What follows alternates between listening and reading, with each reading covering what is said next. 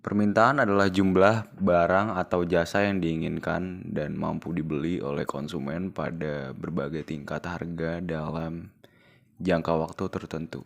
Selanjutnya ada asumsi penting dalam permintaan adalah ceteris paribus, yaitu semua faktor lain yang mempengaruhi permintaan dianggap tetap.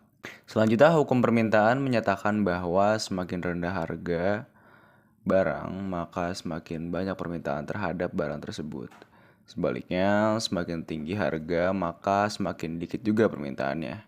Permintaan individu adalah jumlah barang yang diminta oleh suatu seseorang pada tingkat harga yang tertentu. Kurva permintaan individu menunjukkan hubungan negatif antara harga dan kuantitas yang diminta, dengan syarat konsumen menginginkan dan mampu membeli barang tersebut.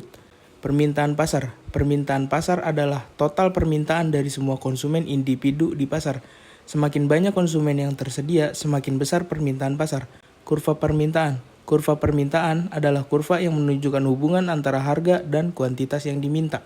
Kurva permintaan selalu miring ke bawah, menunjukkan hubungan negatif antara harga dan kuantitas yang diminta. Fungsi permintaan adalah persamaan matematika yang menunjukkan hubungan antara kuantitas yang diminta dalam kurung QD dengan harga barang dalam kurung P.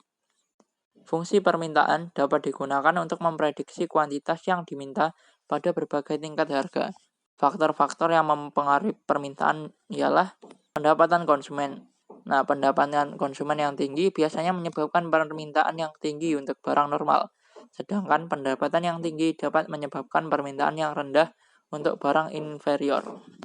Harga barang terkait itu ada substansi dan komplementer, tren dan selera konsumen. Elastisitas permintaan adalah ukuran seberapa besar perubahan kuantitas yang diminta terhadap perubahan harga suatu barang.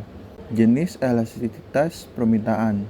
Elastis jika perubahan harga mengakibatkan perubahan besar pada kuantitas yang diminta. Misalnya, harga bensin naik 10% dan permintaannya menjadi turun 20%. Selanjutnya, tidak elastis, yaitu jika perubahan harga mengakibatkan perubahan kecil pada kuantitas yang diminta.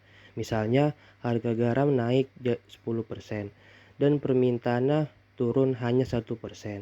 Dan yang terakhir, elastis unit, yaitu jika perubahan harga mengakibatkan perubahan yang sama pada kuantitas yang diminta. Misalnya, harga susu naik 10% dan permintaannya juga turun 10%.